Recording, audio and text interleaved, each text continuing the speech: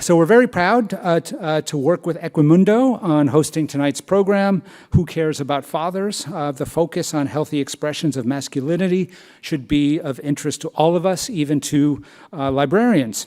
I can cite a number of studies that address the worrying decline in men's reading habits, especially longer works of fiction. These same studies connect a decline in reading with negative health outcomes for men, even when adjusting for education and wealth. It also correlates with a decline in men's ability to feel empathy, something that should really worry us all. And it's ultimately just bad for business when you don't read books, male or female. So with that, it is my pleasure to introduce to you Gary Barker, who is the CEO of Equimundo Center for Masculinities and Social Justice. Gary has been a global voice in engaging men and boys in advancing gender equality, gender justice, and positive masculinities for 3 decades. His list of accomplishments is long, I should say, but I do think it appropriate to mention, in light of our library setting tonight, that he is also a renowned novelist, whose most recent book, The Museum of Lost Love, I cannot recommend highly enough, and it is available for checkout downstairs on the 3rd floor.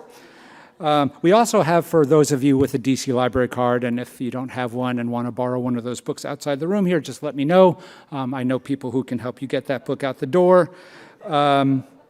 And I was also told to remind everyone to visit the booth outside of the auditorium on the 5th floor if you want to share a story of fatherhood or expressing care for someone. I think that's an important mechanism by which we capture stories for Equimundo. So with that, please, Gary, come on up.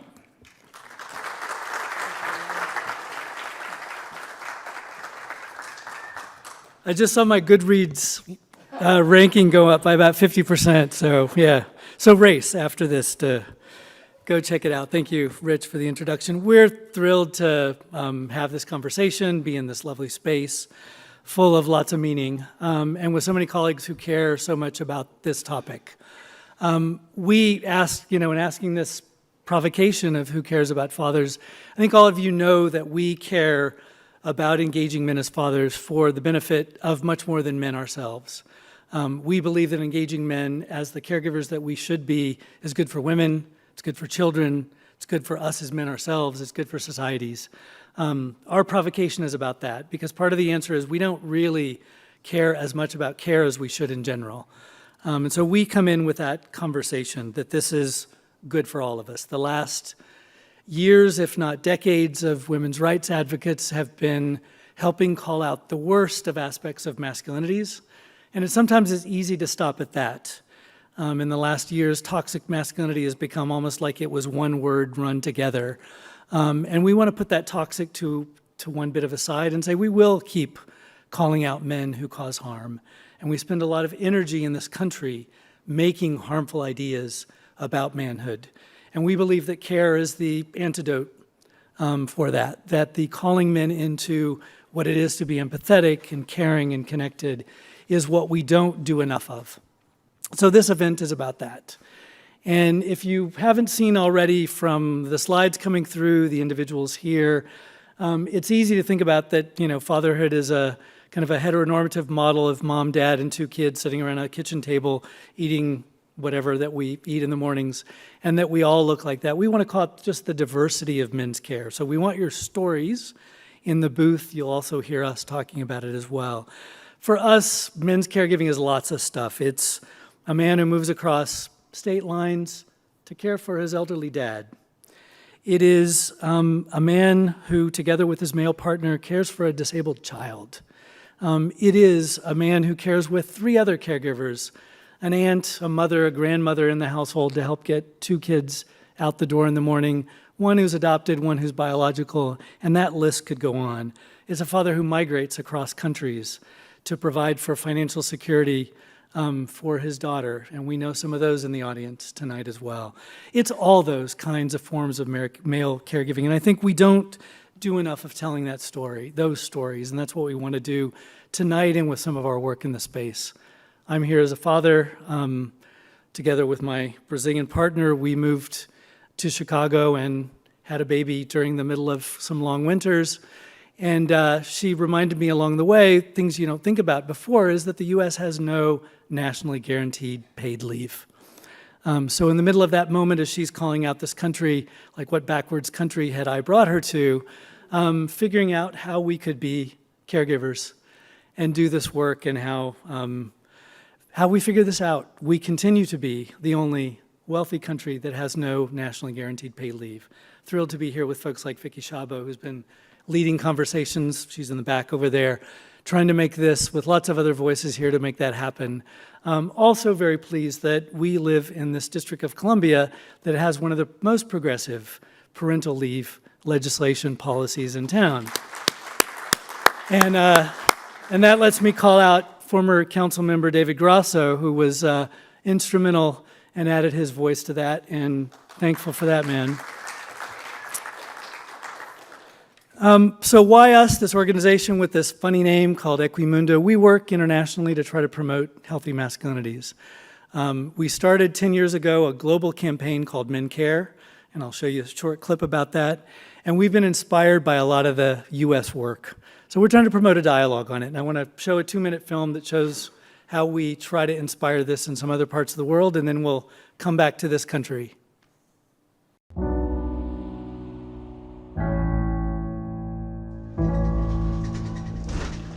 Minha mãe, uma vez, quando ele bateu na porta, minha mãe abriu, ele estava alcoolizado, estava bêbado, e deu um soco. Tinha que mostrar que ele era homem. بمجتمعنا بطبيعة الحال الرجل هو رأس المرأة، يعني هي الفكرة اللي موجودة، والمرأة هي تابعة للرجل. mbese abanza kuvuga ati niba umwohereje ku ishuri kikaba ikindi kibazo, numva cya gikomere cyanjye kirazamutse.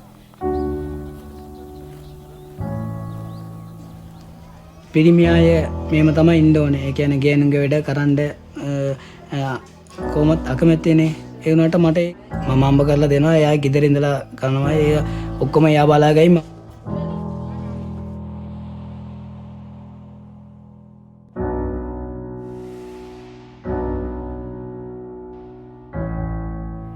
Eu ficava dentro do meu quarto, digamos assim, trancadão. Isso aqui ninguém mexe. A partir daquele momento ali, eu vendo a história de cada um, aquilo ali me serviu para que eu pudesse ser curado daquilo.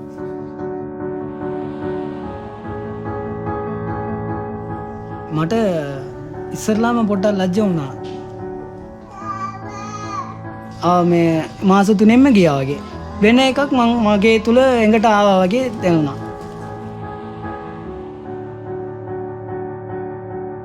وبنتعاون مع بعضنا. وقتها هي بتكون أنا عندي شغل هي بتهتم أكتر، وقتها هي بتكون عندها شغل كمان أنا بهتم.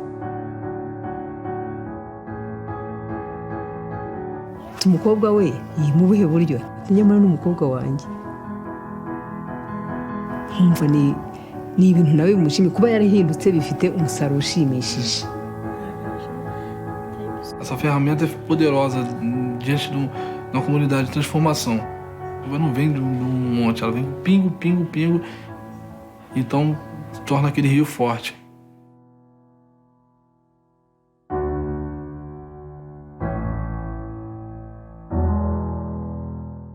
These are some of the stories that inspired us to do this work. And in the last 6-7 months, we've been engaging with a lot of the leading groups doing work to promote engaged and support engaged fatherhood in the U.S.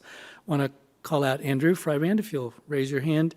Andrew's reached out and interviewed many of you here and about probably 20 some folks in the U.S. who are doing work on this topic, to say, what could we do together to try to amplify the fantastic work you're already doing? And partly what we want to do is to tell different stories. There's a lot of stories told in this country about that are from a deficit lens. There's a lot of racist language about deadbeat dads. We want to look at really what needs to be in place that acknowledges the structural changes that we have to do to support all families and all men to be the caregivers they want to be. The folks that you'll hear from tonight have been part of our interviews. There's a postcard up on the table with a report that we're putting out there that says pretty simply, there's not enough attention to care in general in our country, and there's not enough attention to what we do to bring men into that. And part of what we want to do, you'll hear us saying a lot, is to change the narrative around this. We did a review earlier this year together with the Gina Davis Institute of looking at the stories of how fatherhood's told on television, of the shows that we most watched. And we watched a lot the last years during COVID. The shows that we most watch in the US, there's a lot of men's caregiving showing up, almost at equal numbers of women. But then we look at what men are doing, and we're mostly shown as abusive, harmful, emotionally distant, or woefully incompetent. Now, there are some men like that, but those aren't the stories that really tell that we want to get out there. So we invite you to take a look at the report. There's a lot that needs to be done, but the first thing we want to do is to hear from those who have been doing this work for so long and inspiring us. So I'm going to step off now, and we want to hear the amazing stories that all of you tonight represent. But before that, I get to introduce Kojo Nnamdi.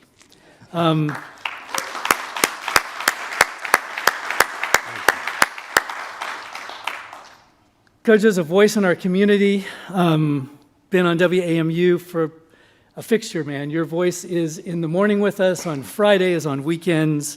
Many of you know that Kojo does the Politics Hour with Kojo Nnamdi now. Before that, he was doing the Evening Exchange, and really is a voice of so much that's happened here. Moved here from Guyana in the late 60s to stir up some trouble, as I understand it, and I don't think he's really stopped from what I've seen. And I know that Kojo will bring this up, he also cares deeply about this topic, and I know that as having been the single caregiver of his two twin sons and your journey in caregiving, I know this topic means more than just be here tonight on a rainy night, that you'll tell us your story as well. So Kojo, thank you for being here, and I now turn it over to this great group. And thanks again for coming.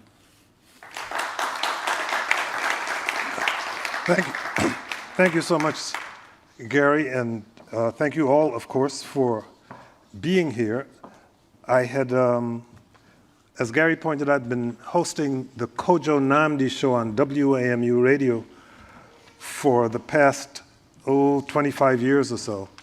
And in April of 2021, and I don't know if it was a coincidence that it was on April 1st that I retired from that job, but ever since then I've been working on a part-time basis and hosting the Politics Hour on Fridays at WAMU.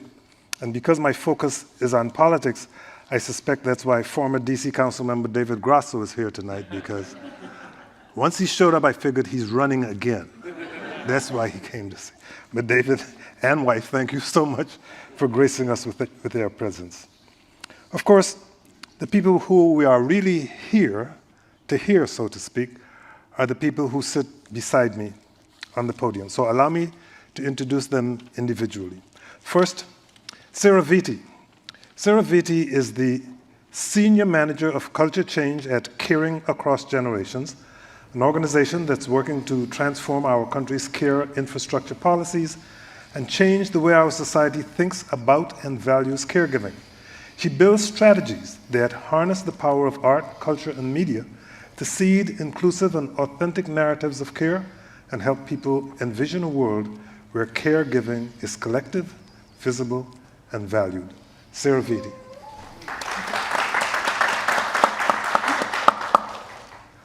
Omari Maynard is an artist, activist, and educator. Before becoming a full-time creative, he worked in the field of sports and education for 20 plus years. I did see you jogging in that movie. In 2016, Omari and his life partner, Shamoni Gibson, started their own business, Art for Living, lifestyle and event planning business. Unfortunately, Shamoni transitioned on October 6, 2019, due to medical malpractice after giving birth to their second child. After the tragic and preventable death of his beloved partner, Omari and his mother-in-law, Shawnee Gibson, founded the Aria Foundation. Founded the Aria Foundation. The foundation seeks to support individuals, families, and communities who experience the devastating aftershock associated with maternal infant morbidity and mortality. Omari Maynard, thank you so much for being here. Thank you. Kenneth Braswell has spent over 32 years in the service of family and community. A husband and father of 5, he created Fathers Incorporated in 2004 and serves as its chief executive officer. FI has also served as the prime contractor for HHS's National Responsible Fatherhood Clearinghouse. Throughout his career, he has managed over $74 million in fatherhood programming. Kenneth Braswell, thank you so much for joining us. Brian Anderson is a husband and father of 2 spirited daughters who keep him inspired and exhausted every day. In his professional life, he's been a social worker, community organizer, university chaplain, and interfaith leadership development consultant. As the co-founder and executive director of Fathering Together, he brings those experiences to empowering fathers to be agents for social change. Brian Anderson, thank you for being here. And Hector Sanchez Flores is a board member of the Equimundo and executive director of the National Compadres Network, NCN, where he leads the organization's work to promote methods that build upon the cultural and personal assets of people and communities, especially for young men of color, to intervene and prevent violence, truancy, teen pregnancy, and other life-limiting outcomes for children, teens, and their families. Hector Sanchez Flores, thank you for being here.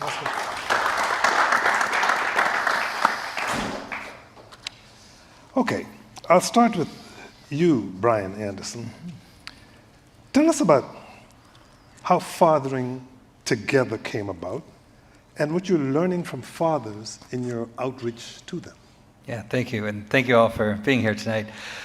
Like most things, Fathering Together is the brainchild of a couple beers and a couple dads getting together and figuring out how to progress together. I'm the first of many of my friends to have children, and so I looked around and I didn't have many peers. I had my dad, my grandfather, I had my father-in-law who I had a good relationship with, but no one my age to journey through fatherhood with. And so I looked at some neighbors and I said, hey, let's meet at this bar and talk about fatherhood. I could use some advice. And that was about 6 years ago. And ever since, it's been slowly evolving into what it is today as a nonprofit. But the other piece of this is a Facebook group that my friend Chris Lewis started called Dads with Daughters. He just started it, invited a bunch of us bloggers to say, hey, let's share our thoughts together. And within a year, we had 10,000 members, and a year later, we had 125,000 members. And that growth got me thinking as a social community organizer that there's something here that needs to be talked about. And so we founded Fathering Together as a nonprofit to bring resources in, to help dads find those skills that they need, because so many would join and share their deepest, darkest fears of becoming a dad.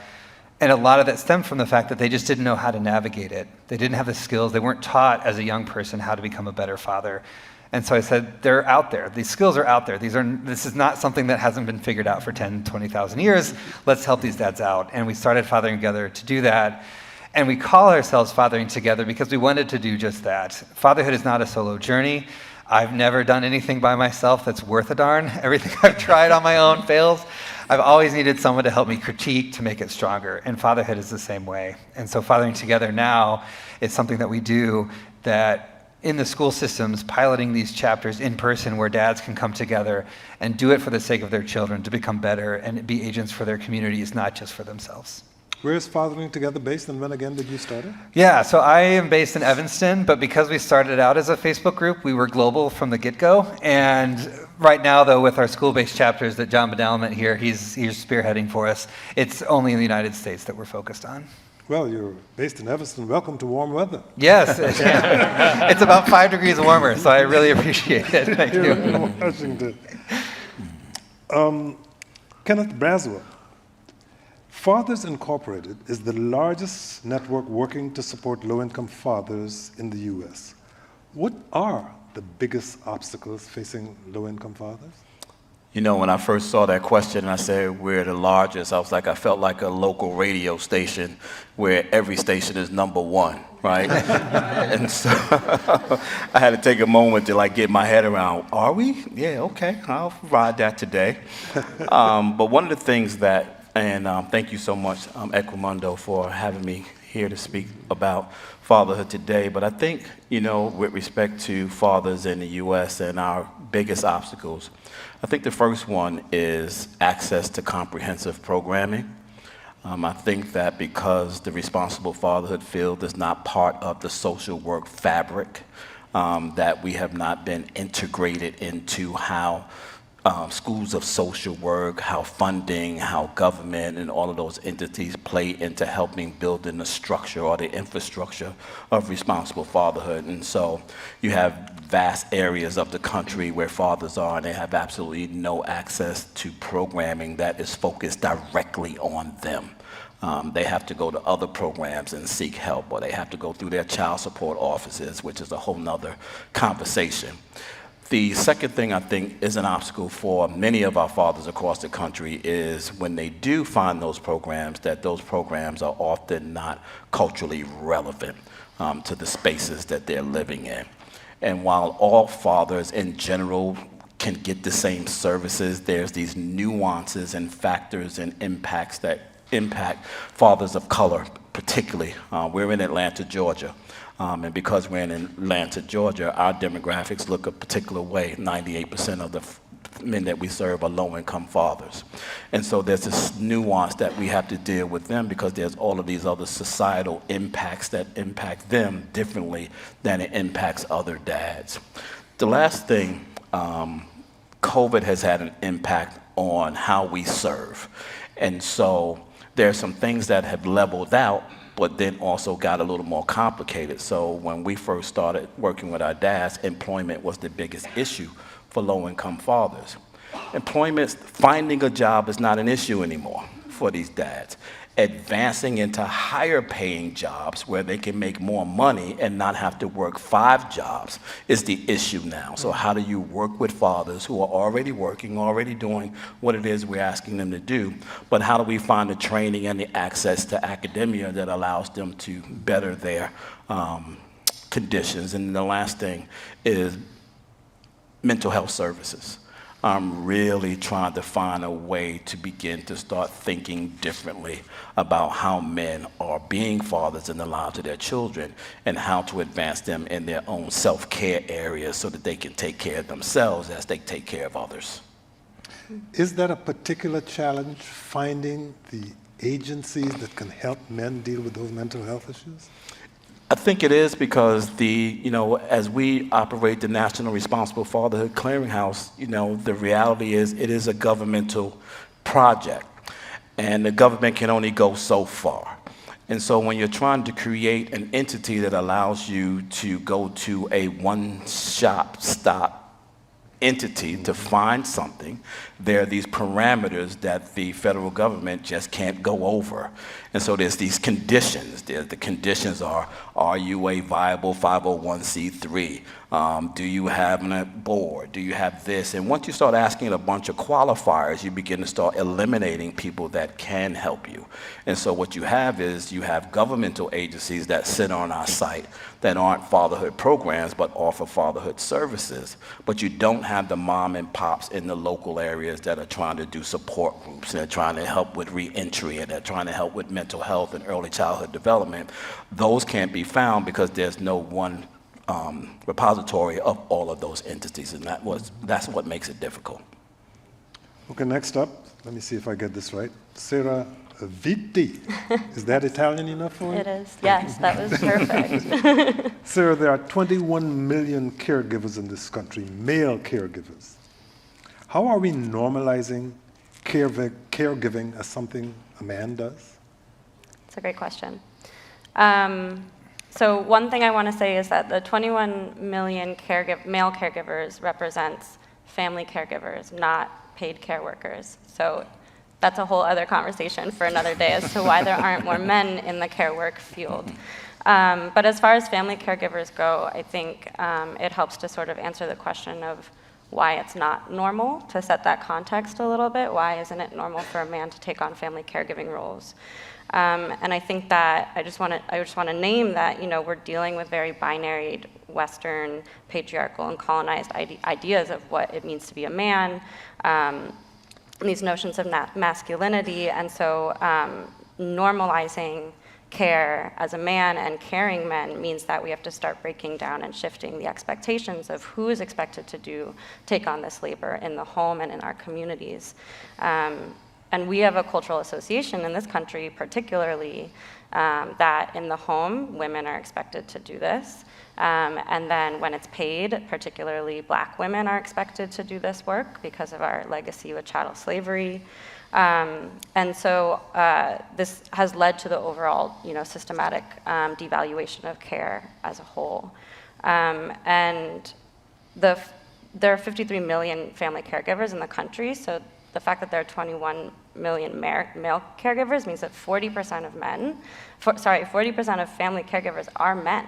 So there are tons of men actually doing this, but there's no representation of that, no visibilization of that. And to Gary's mention of the study earlier with the Gina Davis Institute, we are starting to see more representation on screen and in storytelling and pop culture and media, but still those representations are fairly reserved to fathering and not an expanded idea of all the other care responsibilities that happen across the lifespan in families. So there are really few cultural models. And I think just to actually answer your question about how we normalize it, and we were actually just, a bunch of us were having this conversation out in the reception, is that we need to tell more stories. We need to reflect people's experiences back to them. If 40 million men in this country are family caregivers at home doing that work, we need to see that. Men need to see that. Men need to be invited into those conversations and have their experiences reflected back to them. And we need to open up space to have these dialogues and to make men feel safe to ask for support. Men tend to feel very isolated in these roles because of traditional notions of masculinity, and it's a sign of weakness to ask for help. And so the men who are caregiving often actually feel more isolated than women who are doing it. So tell more stories. I think we need representation, diverse and inclusive representation of the many ways that care exists and shows up in different communities. And then we need to amplify those stories and actually create space for dialogue. And I think there's gonna be a clip shown of an example. Last year, Caring Across Generations, our culture change team worked with Justin Baldoni, who has a brand called Man Enough, where he has a podcast and unpacks these notions of toxic masculinity and is working to redefine what it means to be a man. And we partnered with him and his production company to do this limited 5-part series called Man Enough to Care. And this is a short clip of just one of the episodes. Can we get to that clip later, or do you want it to be shown now? I think it's meant to be shown now or later. Okay, never mind. Well, we'll get I was confused. to it later on. Well, I think it's being queued up now, so I think we can see the clip of, it's called Man Enough to Care. Is that correct? Yes. All right, roll it. In cancer, there's not much you can do. And there were times where, I was in Cincinnati, my daughter was getting treated in Philadelphia. I would have to FaceTime her, watching her hair fall out, tubes hooked up to her. As soon as we hang up the phone, I would just break down and cry.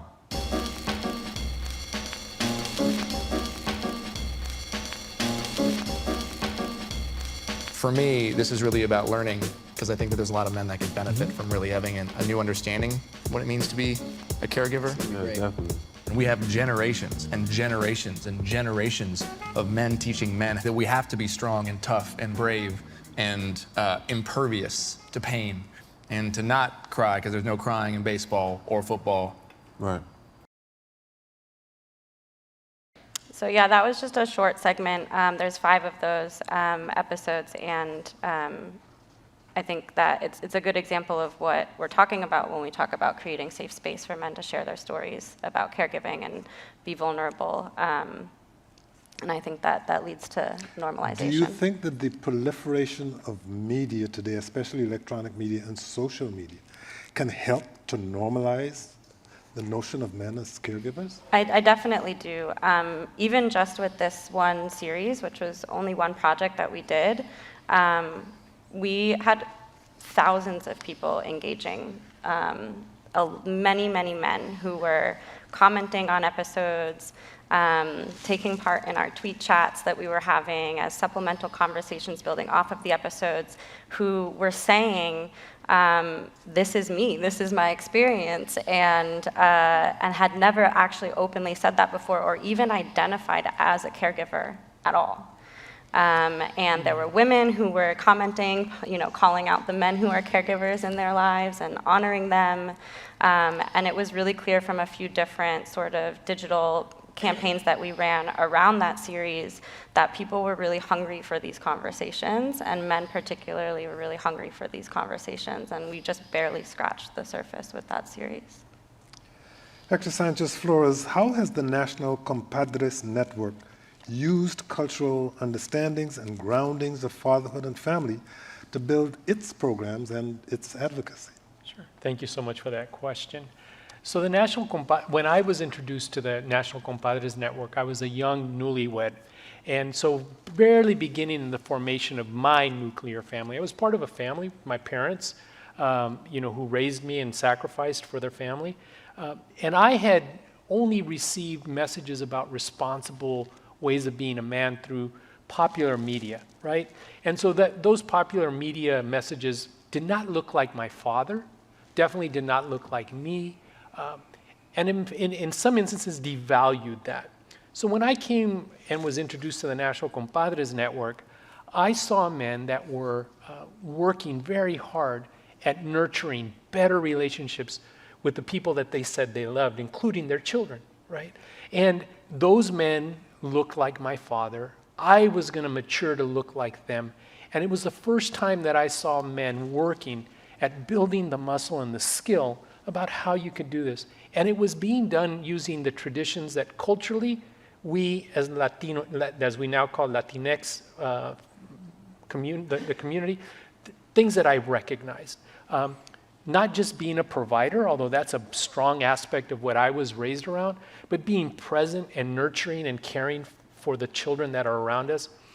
So when Lucy and I embarked on starting a family a little over 20 years ago, I had seen reflections of what that was like. I don't believe that I was any different than any Latino men in the community. I just had the privilege of seeing other men that openly shared and candidly conversed about what was going well and what was the struggle that was going on. So I got a head start in that way. I believe that 90% of the men out there are struggling in that same way. So what we try to do in the work that we do is remind them of the blessings that they carry, that they've inherited.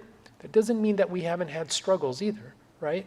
But how is it that you draw on those blessings about what it is that we want our families to be like and grow into, what we view as what a family looks like, and how we can be very expansive in that thinking so that we're not limited by maybe false messages that we received? And then more importantly, how is it that we pass on those values that our families want to pass on? And how is it that we build from there to look at the shadow side of maybe some traumas that our community has experienced that has been infused, and we think that's who we are, when in fact, that's just what the trauma has created, right? So that's what we attempt to do, is build on assets in those ways. Culturally rooted assets that people recognize that we have, so that it's not like we're learning something. The best thing that you have is like, I already knew that. I just didn't know it had a place here, right? That's the biggest gift that you could have, is that realizing that somebody has just exposed something that you already carried that is of use to your daughter or your son, right? So that's what the National Compadres Network does. On a systematic level, that's not the way people view our fathers. They wouldn't view my father in that way. They would look at him and say, he lacks the formal education. So we need to teach him how to be a better father. Or he's a Mexican man, so therefore he couldn't be a good father because of whatever I ascribe as what a Mexican man is. And we don't believe that. We believe that all people are sacred, and we carry that organic and deep belief of love for our families and our children. And how is it that we activate that not from a deficit perspective, Kenneth. I mean, I'm sure, Kenneth, you've seen many instances like, we got to teach these men and fill in the blank, right? As opposed to, these men are here because they want to be better fathers. Some of us want to be better partners, and some of us want to be better men. And how do we build from that organic belief that there's something there to build from, as opposed that somehow I possess the information to make you better, right? That's the antithesis of what the National Compadres Network does. We build from what you carry, and you carry it. Because if you succeed, it's your success. Because if you don't succeed, we're not going to get blamed for it, right? But we will walk with you. We will walk with you on this journey of building something better than we could have imagined. How long has the National Compadres Network been in existence? Only 33 years. And the National Compadres Network was built on men who came together to do something for their community and discovered in that first convening that the most radical thing that they could do was heal from whatever they carried that had kept them from being the best men and fathers they could be, that was the most radical thing that they could do so that they could strengthen the relationships of the children and the families they have before they go do work in the community, right? That they were showing up more healed and less traumatized. So 33 years of working to infuse that thinking in our collective mindset. Thank you very much. Now I'd like for you all to take a look at a bit of the trailer from Aftershock, now still playing on Hulu, by the way.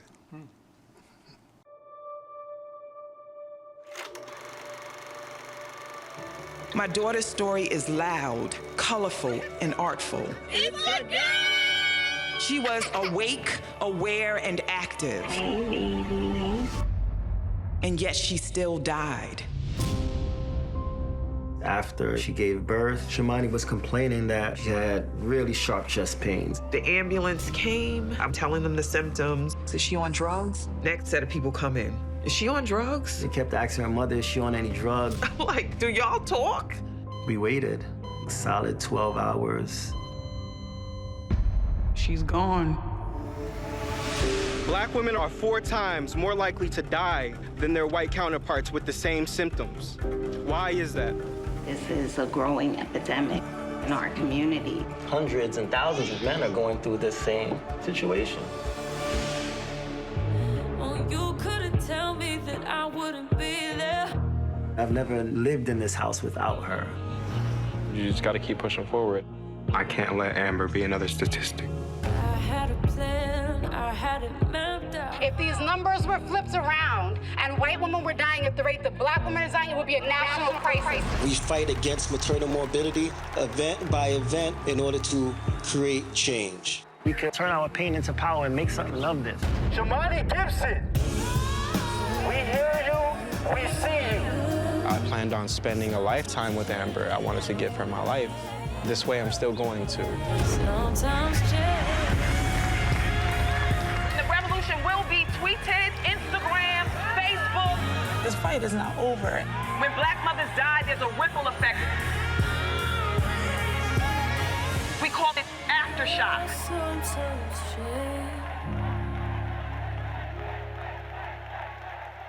Omari Mena, I have a question for you, but do you mind if I first tell you a story? Of course. I am 77 years old. When I was 37 years old, my wife and I had twin sons. They were 10 years old. One day she complained of having a headache. We lived right around the corner in Washington from Howard University Hospital. She walked into Howard University Hospital to see what she could get to take care of her headache. She never emerged. She died of an aneurysm on her brain, but she died because no coagulation study had been conducted, and she literally bled to death. So when I saw Aftershock, it really struck a particular nerve with me. And so I think, understand a little bit of what you have been going through. But you decided to take action.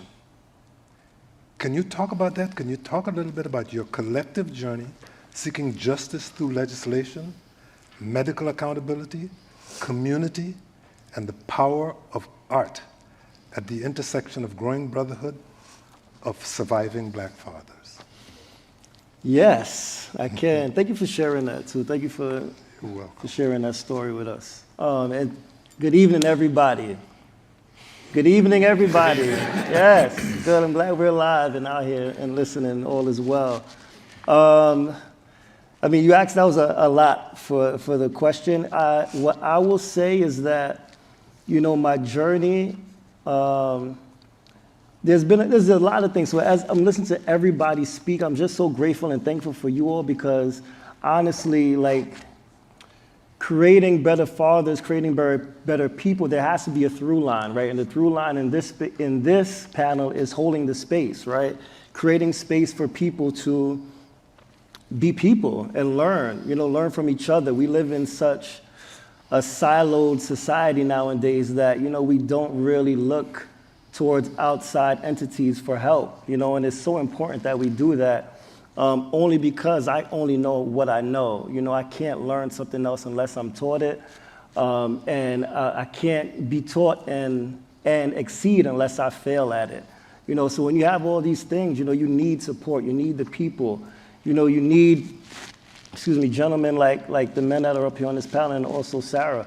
And just also you all, you know, so just thank y'all for being and sharing space with us. So to get more in depth in the question, Shamani Gibson, she would be 34 years old in about 2 weeks. Her birthday is December 19th.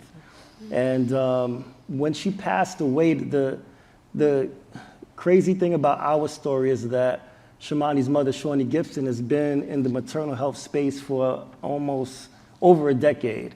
More specifically, the darker side of maternal health. So, you know, she holds a conference every year called the Motherwick Conference, and it's basically a support group for people to come in, share about stillbirths, about, you know, birth traumas, about maternal morbidity, and use the power of dance and song and conversation and workshop and art, you know, to help tell the stories and create the table for dialogue. You know, so Shamani and I would submit artwork for her events every year. And in the submission of her artwork, I would learn about stories and hear the women's stories and just think about how sad it was, but never thought that I would be on the other side of this story one day. You know, so when Shamani, after she gave birth and she started complaining about chest pains immediately, we knew that she could possibly be having a pulmonary embolism. And, you know, what ends up happening is that in our community, everybody, especially in New York City, everybody's overworked. Everything is about time management and getting you in and out and in and out. And because of that, we had a midwife, we had a doula, but at the same time, it's the same thing. Like, everybody stretched so thin that there were many different balls that were dropped. Unfortunately, you know, those balls dropping ended up in Shamani's demise. But, you know, what came out of it is community and the influx of community, because of the fact that, again, you know, we held space for so many people for so many different reasons for a long time. You know, it was reciprocated back to us tenfold. And, you know, we talk about, so I'm bringing all of this up because I'm on this stage for a very specific reason. So after Shamani passed, it's so crazy because thankfully in New York City, they just changed the paternity leave criteria for us to have, I want to say 3 months off. It was either 2 or 3 months. So on September 23rd, started my leave, right, with my child. Shamani passes 2 weeks later, so thankfully I was still able to be on leave and grieve. After the leave was over, I had one bereavement day, and I had to go back to work. And obviously that wasn't gonna happen. So I ended up taking another leave, and this was unpaid, right? But because I had family, because I had community, I had people around me to help support, I was able to get that time, right? So Sarah brings that up to your point, like and thank you for just changing legislation, because it's so important that fathers have the space to help be in community and help provide for their children. But during that time, I was able to create artwork. And the artwork that I created, a lot of it is what, I present or I'm just out here today showing, and a lot of it was based off of creating work for Shamani, but it was the incubus of creating my In Her Honor series. And my In Her Honor series is basically a series of bodies of works that I create and gift to families who have experienced maternal mortality. And so in the film, you can see me painting a lot of them. I'm up to about 25 pieces of art that I've been able to gift to families. Unfortunately, maternal mortality, specifically in the United States, 7 to 1,000 women pass away every year due to maternal mortality or maternal health issues. So if I created 2 paintings every year, every day, I still wouldn't be able to, to gift everybody, a piece. And I say that to say that the maternal mortality, maternal morbidity, the healthcare system in general is failing our BIPOC community in ways that are undescribable. So in my In Her Honor series, I'm able to tell the stories of these women so that we can understand that these are not just numbers, right? These are families. These are women who have, children themselves, who are aunts, who are sisters, who are mothers, who are beautiful people and did amazing things for the community. So in telling those stories and providing those bodies of work, I then in turn had a chance to speak to the fathers, right? And to Kenneth's point, when we talk about fathering, or men in general, we have this shield. It's a shield that has been created for generations and generations, but when you provide a piece of artwork of somebody who's passed, who you've genuinely loved, it breaks those shields down like instantaneously, and real conversations can happen, right? So then I started having conversations with fathers about, the traumas that they feel, and honestly, just being a listening ear and just holding the space, So when we talk about change and policy, and that'll be my next piece, it starts with having conversations. It starts with sharing stories. It starts with holding space, and it starts with taking all of these entities and then, giving it to somebody else. In my sense, it ended up being a film, which was amazing because it allowed for other dialogues to happen, for other conversations to be had, but for some fathers, it just doesn't work out that way, but because we're able to share these stories, now we can talk about legislation like the Omnibus Act, and how we have these 12 bills, basically. One has been passed. We're still trying to get the 11 bills passed. But creating policy around holding people who are accountable for saving and protecting our lives. So I try to bring it back as full circle as I can. Again, art, the power of art, the power of creativity, the power of conversation is what has kept us. When I say us, I'm talking about our ancestors sane for thousands and thousands and thousands of years. And if we're not doing the same, then we're not doing, right by our ancestors in our society. So I ask everybody to create whatever it is, share your story, write a song, dance, draw, whatever it is, because that's the only way that you can really identify who you are. And it seems to me that the power of community has played a significant role here, because you and your partner, Shamani, were already part of a fairly tight-knit family and community. Mm-hmm. And after her passing, it seems that that community not only came around, but that you and others worked to make sure that that community was a part of everything that you've done. How important has that been, and how important is that to you still? That's the only reason why I'm here. Honestly, it's the only reason why I'm on this stage. I speak to fathers often, and their partner passes away. They have this baby that they don't know what to do with, Everybody gives their condolences. They have the funeral, they have the repast. The next day, they got to go back to work, and nobody's there to support. You know, for me, I was able to take an entire year off of work before I, you know, had to go out and step away and be apart from my children. And even that, it happened during COVID. So thankfully, as a teacher, I was able to teach from home. But it gave me the opportunity or the insight to know, I was telling Hector this earlier, that my teaching salary was only enough to pay for my child's daycare. I couldn't pay for anything else. So rent, bills, all the other stuff, that was pretty much out the window. But, you know, having the chance to stay home, having the opportunity to create and understand what my power is and what my gifts were and how I was able to share it with the world would be that next step for me to take.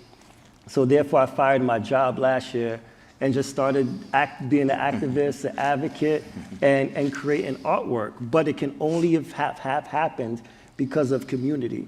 And we talked about Charles Johnson. Kenneth asked me about Charles Johnson. Charles Johnson lost his partner, Kara Johnson, I want to say about 5 or 6 years ago. Didn't know Charles Johnson from a hole in the wall, but he reached out to me through social media. I want to say maybe about a week after Shamani passed. It was Charles Johnson and another gentleman named Mustafa Shabazz. And we talked, and they were really the only two people that I could really express and share my feelings with, and know that when I tell you that I'm in the darkest place I've ever been in my life, that they knew where that place was and they knew why, and all the other factors that I had to deal with in this outside world, you know. So understanding how important that support was to me made me feel like the only thing I could really do was pay it forward to somebody else. And that's how I met Bruce McIntyre and essentially the other men who I now form a collective with and we speak with, you know, on a continuous basis to just share our traumas. Thank you for sharing that with us. Kenneth Braswell, can you talk a little bit about the National Responsible Fatherhood Clearinghouse, the NRFC, and the importance of its role in the fatherhood and caregiving space? You know, it feels like such a trivial conversation after having to follow, you know, what Amari was just talking about. You know, because, you know, this work that we do, I tell people often that this is not hard work, this is heart work. And if your heart isn't in it, you can't do it. Step away from the mic, get away from the mic, because you're going to do more harm to someone than you are going to do help.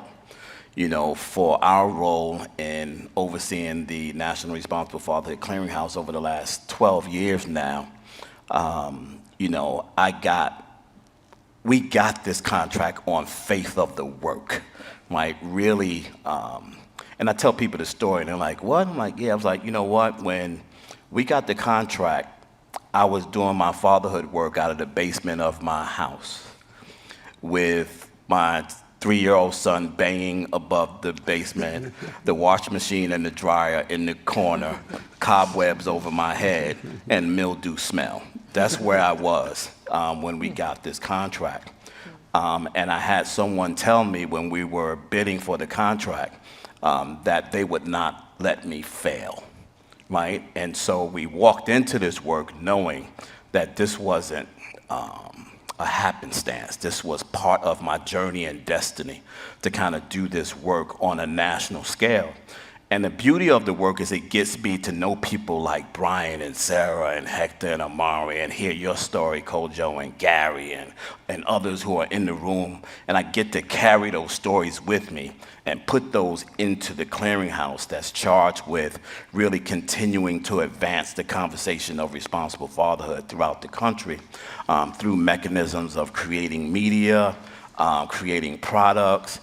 We have a virtual community, we have an online website, we have a depository of research that has 4,500 items in it, just really taking the work of responsible fatherhood and trying to bring it into one space.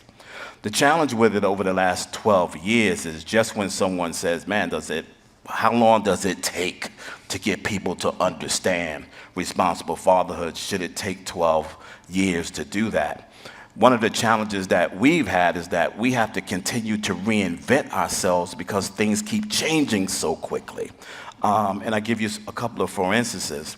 And so new people are coming into the space as we are encouraging folks to think more about responsible fatherhood. So you have other agencies like HRSA, right, who is now mandated it within the contracts of the entities that provide Healthy Start to now serve the fathers in their program.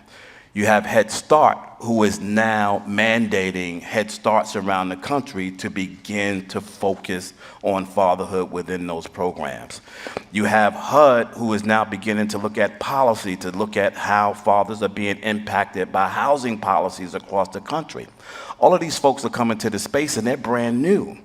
They don't even know why they're in the space. A lot of these people are struggling because they're getting in the space and there's no formal infrastructure to even help them why you should be working with fathers in the first place. And then on top of that, they're bringing their own personal baggage into the space, right? And so when you're trying to talk to entities like social workers that are predominantly women, and you're talking to CEOs that run not-for-profits that are predominantly women, and they bring their own personal pieces into the space because of their own relationships or lack thereof with their own fathers or the fathers of their children, we got to climb over that in order to convince them that they should be in the space in the first place. And so those are some of the things that are shifting. One of the other things that's shifting in our work is technology. It's moving so quickly, it's hard to keep up with how you deliver the services. What does that look like? The pandemic for us forced us to stop doing our classes in person and go virtual. So everybody had to learn Zoom like this, right? Everybody had to learn Teams meetings like this. Everybody had to go virtual like this. So you're talking to communities where the infrastructure of internet, broadband, and those kinds of things were a problem for communities that did not have computers, and so they were isolated from services. You had to kind of figure out how to get into those spaces. And then the last space with respect to the clearinghouse that things are shifting is in this generational space. And that's a conversation that we got to have more of. The generalization aspect of responsible fatherhood is now leading us to see that there's a different way that you serve baby boomer dads and Gen Z dads. I got two Gen Zers in my house, a 13-year-old and a 14. And any of you have young teenagers, they are a different breed, right? They think differently about everything. And so when you're talking to them, and now the Gen Zers are now into children-bearing age, they're now 24, 25 years old, they are now graduating from college, they're moving out into the community, they have a whole different thought about parenting and what that looks like and the decisions that they make. And so they're not making traditional decisions. Oh, you're the woman, you had the baby, you got to keep the baby, I go to work. Now they're having conversations, which one of us are more capable of taking care of this child, right? We're not going to court. We're going to figure this thing out. And so when we start looking at caregiving, we really got to think differently from the clearinghouse's perspective. How do we begin to start having conversations around the importance of expanding our conversation beyond just fatherhood, but moving into the space of parenting and then caregiving? And so I told my testimony, and I'm going to end here in the booth, and you guys will see it somewhere else, but I'm going to say it here anyway because it's relevant. My wife and I had to care for my mother-in-law who had Alzheimer's disease and moving into dementia. My son at the time was about 3 years old. And so what I remembered about that time that she was in the house, that caring for her wasn't only a task of my wife, it was a household task, right? And so I had to be just as mindful as my wife's mental health as we were of caring for our mother, because I had to say to my wife every now and then, go get in the car and go do something. Take some time for 3 or 4 hours. We got this. And then secondly, I watched my 3-year-old son and his attentiveness to his grandmother where they sat on the couch together and watched TV together, right? Or played the piano, because she was a piano player. When she was coherent, she would sit him next to him and teach him how to play the piano. And it was then when I realized that caretaking is a family thing. The difficulty in having this conversation with the society, with men, is because society, it's hard to give something that society don't believe that we can do, which is care. Right? They don't believe we can care, so they don't believe we can give care. And we have to begin to start telling stories of men who are connected by caring through, not because of, there's a tragic story that happened in Atlanta last weekend where a father murdered his son, a baby, and then turned the gun on himself and didn't shoot the kid that was in the back seat over a domestic issue. And one of the comments that I made in a blog that I wrote was, you have to find a way not to hate someone more than you love someone. Does that make sense? Mm-hmm. Like, and you have to say to yourself, I'm not going to hate this person more than I love my children. My children are not going to be a sacrifice for how much I cannot get along with you now. And so in the caregiving space for the clearinghouse, it is trying to normalize conflict, right, for parents, so that they understand that it is a family paradigm, that it's not a solo act. We don't care alone, we care as a community. And where government plays a role and can play a role in supporting, financing, resourcing, those kinds of things, I think it's extremely important for things like the Clearinghouse to do that. Where they should not be is in the space of directing who should be saying what to who. Sit back and support, give your resources support, but don't tell me how a family should look. Don't tell me what it looks like to take care of my community. Don't tell me what it looks like to do those things. If you stay away from this, take care of what you take care of, we'll take care of what we take care of. One aspect of caregiving that you talked about really reminded me of something, because after my wife passed, my mother came to live with me to help with the kids and with me. And a few years after that, she started developing dementia and ultimately had Alzheimer's. Wow. And we ended up taking care of her. Mm-hmm.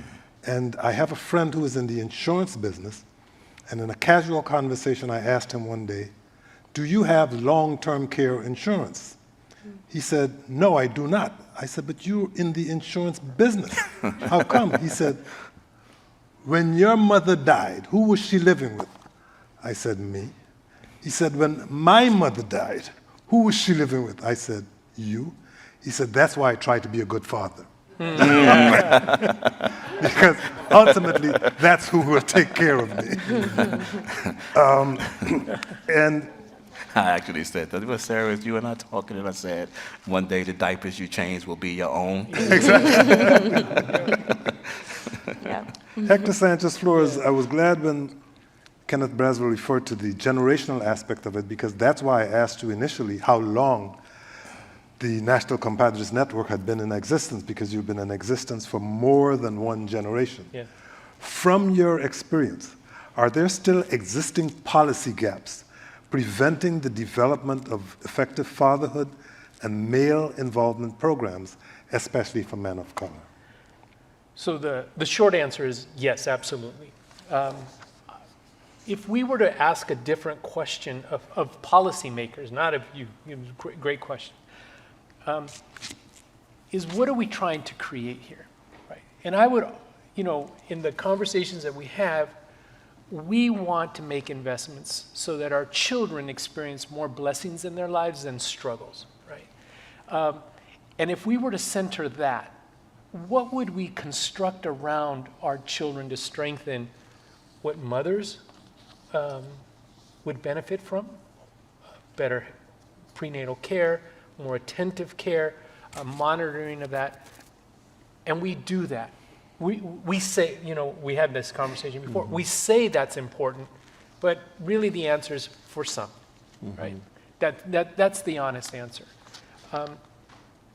we should be saying the same thing about our work with fathers and men, both the ones that are actively parenting and trying to support their children with more blessings, but even younger children, so that they have a healthy concept of what a family looks like. Like, I remember working with young men, 13, 14, and I would ask them, and I only came to this realization because I worked with young women too at the time, and I would ask them, well, what kind of family do you envision? And they would tell me very vividly, I would like 3 children. I would prefer 2 girls and 1 boy. I would prefer all boys. I would prefer all girls, right?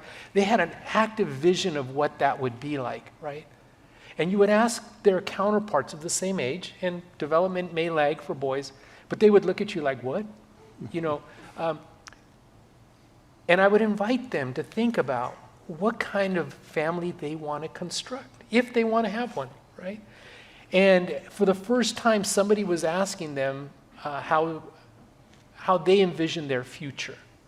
And many of them would envision a future with children. And then I would say, how do you want to construct the family around you and the children, right? And then they would come to like, oh, I would really like it to be like this. And sometimes it was unrealistic, but many times they were planting the seed of like what a partnership may look like for them, right? Now, it would be beautiful if society then said, let's build the supports that help you create your vision, right? If you want 1 child, if you don't want any child, if you want 2, if you want 10, whatever that would be, wouldn't it be wonderful if society would say, this is how we're going to support you, and the supports are real for them. My son asked me one time, he says, because at the time it was only him, I think we were expecting our 2nd child, my daughter Sophia, and he said to me, hey Dad, did you always want 2 children? And I said, no, Diego, I wanted 3. Right? And he looks at it like, well, Mom says that we're only going to have 2. Why is that? And I said, and I said to him, I said, mijo, it's because once I decided that it was your mom that I wanted to construct a family with, I wanted to keep her. And so that's why we've decided, and I have agreed, that ideally 2 would be good for our family, right? And I think that plants a seed about the cooperation, about the dialogue about family formation. So I would like to see a stronger parental leave for both mothers and fathers, right? I would love to see quality daycare resources put in so that our children could benefit from the community that would nurture them. And hopefully that community would look like them, so the children would be looking up to caregivers that look like them and love them the way our families love our children. And ultimately, all of those things that help us say, not only me, that I love my children, but that my community wants and loves my children too. So the policies are such as, do I parent the same way as my wife, who happens to be a psychologist? Absolutely not. She's much better than I am, right? But I do learn from her, and I learn from others. And so how is it that we construct this dialogue of conversation like we have? We work closely with non-Latino serving organizations, and I have learned through those interactions and the relationships that I built with those men that fathering may look different, but they've utilized some tools and some skills that have made me a better father, right? So it always won't be people that look and reflect you, but if you are in a relationship with these individuals who also care for their children, I have grown and benefited from that. And policies should allow for that, right? Kenneth, I think you would be like, there's no template to fatherhood. Every family is different. There's some commonalities and some structures that we want to have, but how it actually looks may be drastically different from home to home. But if there's love for children and the family and the community, then that would help us inform policies. But I'm going to be very blunt. I'm not sure if systems love all our children the same, right? And so I would want policies that say all our children are sacred, not special. They're sacred. Because if we said that they were sacred, then we would only do things that would reinforce that sacredness, right? And children would respond drastically different than just somebody who says they're special. Yes, they're all special, and they all are going to learn to be unique, but they need people around them that says, you're sacred just the way you are, just the way you came into this world. There's nothing you need to do that's different. It's my job to adapt, to feed that sacredness, right? So that they could be their best version. And as a father, that would be the biggest gift that we could receive. Well, I suspect our time is winding down, but I do have a few more questions that I'd like to ask. Brian Anderson, in your book, Fathering Together, Living a Connected Dad Life, you highlight a new narrative for fatherhood, one based in servant leadership that goes beyond the stereotypical role of breadwinner. What is the core message behind your idea of fatherhood as servant leadership and or act of service? Yeah, thank you. So I was blessed to have a dad in the early 80s that broke the mold and wanted to be involved in my life. And he would always tell me he wants to be engaged because my grandfather was not an engaged dad. And the roots of servant leadership really played out in how my dad was engaged in the community, in our church, in my life. He's a carpenter, so he would build like sets for the musicals that I would either invent in our basement or later on in high school. But Robert Greenleaf back in the 60s wrote about servant leadership as a model for the corporate world. And there's like 16 different virtues that he lays out. And that's way too many. I have ADD, I can't handle 16. Most of us can't handle 16. So I really whittled it down. And the more I would talk with dads, they talk in terms of leadership in corporate life, and the ones that I would talk to anyway. And I would help them translate that into the home to say, okay, how are you improving and creating opportunities for your children, just like you're improving and creating opportunities for your staff? You want your staff to grow and develop and move on into different fields. Why aren't you doing that with your kids? Why aren't you creating opportunities for them to grow, learn, and make mistakes in art or sports instead of being absent and working 80 hours a week and then show up on the weekends or maybe make the big moments? One of the dads I interviewed, Andy, said that he had to perform to learn his dad's love. He was never there for the little moments at dinner unless it was after a sports game or if there was a musical or some sort of other event that he performed and earned, quote unquote, earned his dad's love. But in servant leadership, which there's countless books by corporate leaders about how they turn their businesses around, that's great. There were none on fatherhood that I could find. There's like 2 blogs, and I was like, okay, I got a lot of work here. But the interviews from Andy and other dads laid out the framework for me because Andy learned, like, it's just being there. It's being present. When your kid is really sick, all you can do is hold them sometimes and rock them in the rocking chair and find out that that's the best you could do and all you could do. It's creating opportunities and accepting your kid for who they are, not who you want them to be. My friend Matt has a child who's 7, not quite sure how he identifies yet, and on his 5th birthday wanted to wear his favorite dress, a Disney dress. And Matt said, okay, if that's what you want to wear for your birthday, it's your birthday. A mom came up and said, we have to leave. And he got really nervous. He's like, why are you leaving my son's party? And she said, well, my son wanted to wear a dress, and I didn't know if it was safe for him, so we're going to go get his dress and come back. And when Matt told me that, I was like, that needs to be shared across the world. Like, that is what servant leadership is. It's not holding your values front and center and dictating how your child needs to behave, but it's helping them learn their values and working with them to lift up their identity. And ultimately, as you've all shared, it's community, right? It's finding community and advocating. Or as I like to say, advocate for your child and then step out of the way and be an ally for them as they carry their voice forward. Mm-hmm. And that's a part of fatherhood that we don't really talk about as an act of service because it's just something we do. So many dads said, well, I'm a dad from like 5 to 7. We don't have a father mindset that says at 3:30 in the afternoon when I have a business call and then I get interrupted by a call from my kid, I take it. Right? No, the mom takes it, or the school will call the mom rather than the dad, even if the dad is the first on the go-to call list, right? And so as dads, how do we shift that narrative and build something new? Last thing I'll just say is I've been to many gender dynamics, gender-based violence workshops, trainings, conferences, and we'd love to deconstruct what's wrong. Like Gary was saying, toxic masculinity, it's everywhere. But we rarely build a new model for dads to take on. And so men are left with what's next. And as a white man, we're really vanilla. When you talk to white men, we don't identify with our identities, we talk about what we do. And boys learn that from us. And so how do we then create an act of love through service, through kindness, through caring for the people that we should be spending the most time with, and doing that through a servant leadership framework? And so that's what I lay out in the book. I'm wondering if I can call up a clip that comes from Caring Across Generations. It's Man Enough to Care. No, sorry. That's I messed you up because that was the last one we first saw. Yes. Okay.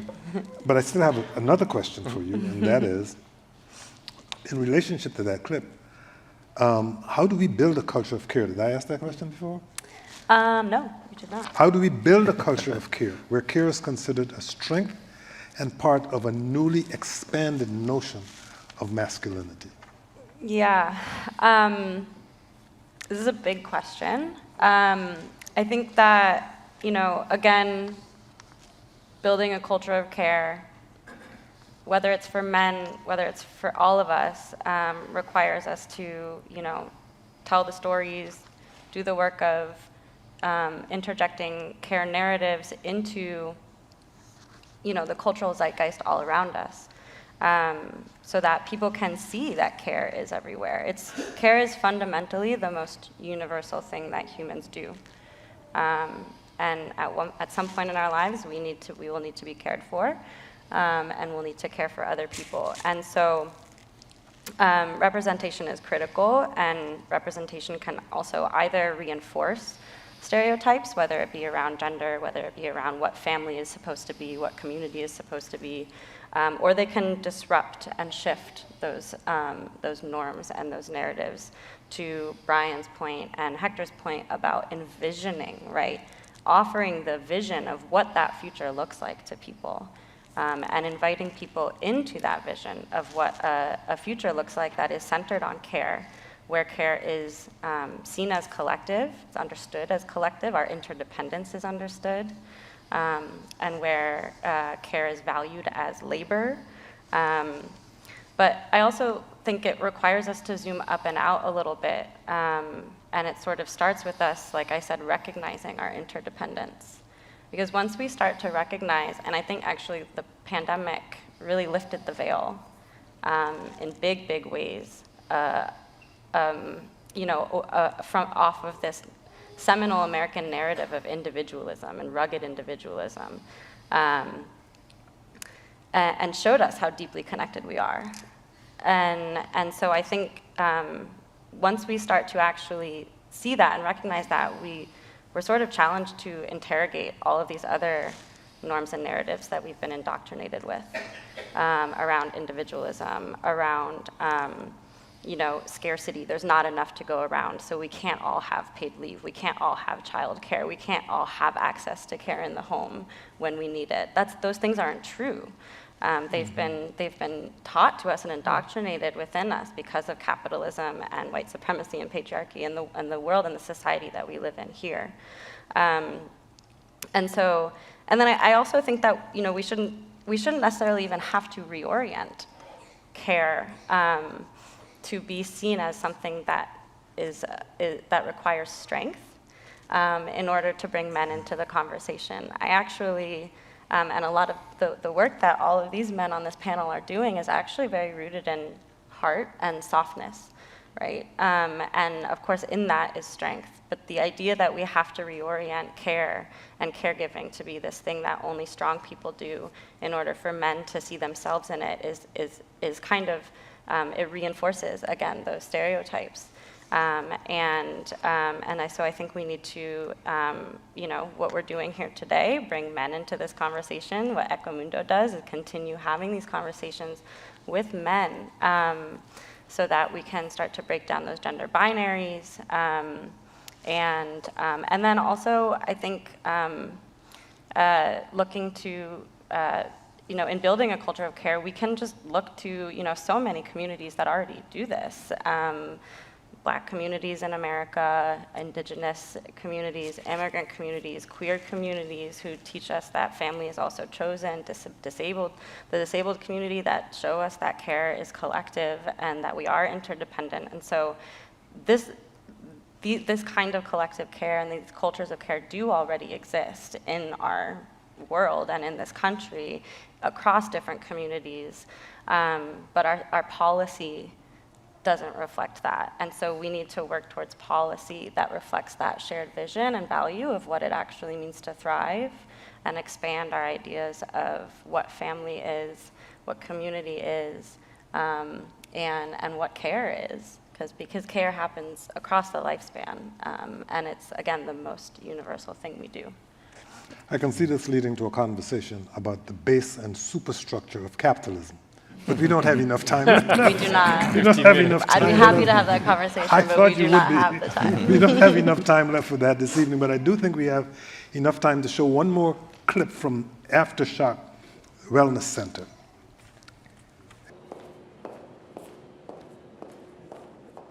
I was aware that this is a growing epidemic Yes. in our communities, and that is so upsetting to me. An alarm has to be sounded about this. I never thought that this would happen to my family. Yes. Because I do reproductive justice Right. work. But, just also, why wouldn't it? We're black and brown. Right. She's a woman, she was having a baby, so why would we think we would be exempt because we have the knowledge? Knowledge doesn't save you from this epidemic. Right. Omari, I can't speak for you, but I'm mourning growing old with my daughter. Yeah, definitely. We were 20 years apart, and the women in my family live a long time, so I anticipated being 90 and her being 70 and getting on each other's nerves in that space. So mourning what could have been is also very real. I definitely want to partner with fathers who specifically have suffered loss the way I have, and to get fathers together to just really talk about how after, you lose somebody important, how the community helps. If it's possible to have this space be one of the hubs where men gather and have these conversations, I especially want it for black men because it's a desert out there in reference to support. This is not something that is just specific to me or specific to just a handful of people. Like hundreds and thousands of men are going through this same, scenario and situation. Omari, what are some of the ways you're creating tools, spaces, resources where men engage on such topics from what we just saw in this clip? Yeah, definitely. So I think this clip is a really strong representation of what Aftershock is. Losing somebody who's so important to your family is one thing, but there is definitely a ripple effect, and it's a loss to the community, and it affects everybody for years, for decades to come. So, with that said, and it affects us in a negative way, but it can also affect us in a positive way. So, I often say that, I've achieved from my deepest grief, I've achieved my greatest growth. And it's only because of the fact that I had to learn how to navigate dark places. And when you navigate dark places, you don't know where you're going, right? Until you turn the light on and you realize, if you're in movement and if you're trying to shift energy, you realize that you're in a space in which you would probably never be if you knew what the path was, possibly. So I say all of that to say, for our foundation, the ARIA Foundation, it stands for the Advancement of Reproductive Innovation through Artistry and Healing. So with that, what we're really looking to do is see how we can teach an infant from adult not just what language is, but what grief is, what loss is, what trauma is, but also what ancestral communication is, what partnership looks like, what fatherhood looks like. So what we're doing, so there's a couple of things that the ARIA Foundation is. One is we're really focusing on postpartum because with maternal mortality, most of the deaths happen the day to a year after your partner has given birth. So we're creating a postpartum awareness week that goes along with the Black Maternal Health Week. That's going to be in May of 2020. May of 2023 is going to be our inaugural week, and in that week we'll be having 7 days of workshops, information, and community engagement centered around postpartum. But I'm also creating a children's book, and the children's book is essentially, because when, like Gary was saying, when he was out in the world looking, sorry, Brian. So Brian was saying he was out in the world looking for information, there wasn't none. So when Shamani passed away and I was looking for a way to have conversation with my children about what happened to her, and I could find hardly anything. And I definitely found nothing with a Black and brown face on it. So what my book is going to be is centered around not just loss, but how you can continuously create a relationship on this ancestral plane with the physical plane, and how you can continue to grow that relationship and foster that relationship. Because I don't know how many of you saw the film. I'm not sure how many of you saw the film, but in the film, I created a piece of artwork that is in Anari's bedroom. And it was during COVID time, so she had daycare on Zoom, and she created a piece of art, and she went and showed her mother, and they had a conversation around it. Like Shamani said, "Oh, that's beautiful." It came out of Anari's voice, but this is Shamani having a conversation with her. And then Anari's like, "Thank you, mommy," and then she comes back, and it's just a small representation and understanding that, even though the relationship is different, it can never be unbounded, right? It can only be fostered. So that's one. Another thing is also the Luxor Collective I've created. So what the Luxor Collective is basically a group where I talk to men specifically who have suffered loss the same way that I have, and hold space for just conversation. And, to Kenneth, we all do it, but on Kenneth's iPad, he has Brotherhood is Fatherhood. And it's essentially that. What I've learned, though, very, very quickly in creating this collective is that men want to join because we all deal with trauma. All our traumas look differently, but we all need a space to talk about it. And we all need a space to talk about it and be vulnerable and understand that it stays in the space, understand that, through our communication and through our grief, we are all looking to become stronger people, right? So it is, like I said earlier, just kind of creating the platforms in order to have these discussions and dialogues. And then lastly, we're always advocating for policy change to happen. Me personally, I'm not super big into politics, but holding space and being an advocate to tell people what to do and how to do it in order, and what the proposed policies that are on the table are something that I take upon myself to do. And of course, the art, creating art and, through our foundation. The In Her Honor series is, of course, going to be an ongoing series to help tell these stories. But what I'm really looking to do now is put it into spaces and places where the dialogue can be had, such as the space here that Equimundo provided, but working with museums and other entities of that nature in order to bring in conversations that we don't necessarily have seen before, but using art as a conduit to have the dialogue. Ladies and gentlemen, Omari Maynard, Aria Foundation. Aria Foundation. Thank you. Thank you. Hector Sanchez Flores, National Compadres Network. Sarah Vitti, Care Across Generations. Kenneth Braswell, Fathers Incorporated. Diane Anderson, Fathering Together. All I can say is, where were these people 40 years ago when I really needed you? But I did have a predominantly low-income community that helped me to raise my children and underscored the importance of community. They were raised by that community. Yes.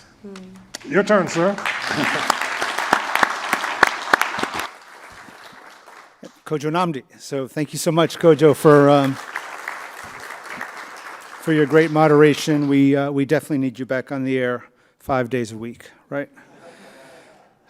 So everyone, thanks so much for coming. Real quick, I know that Equimundo would like to thank P&G and the Robert Woods Johnson Foundation for their support of this work and for their staff who have made tonight possible. Please check out Equimundo's landscape study, Who Cares About America's Male Caregivers? And that's available for download at the equimundo.org website.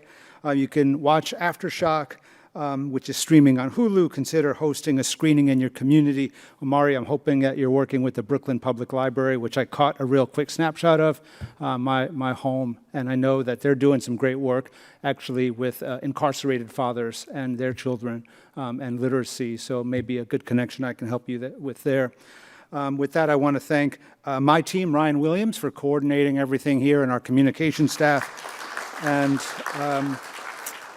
And don't forget, if you've got a moment, you can tell your story. We've heard a lot about stories. There's a booth outside on the 5th floor, so we've got a few minutes before we close. So please do that. Thanks again for coming, and enjoy your holidays.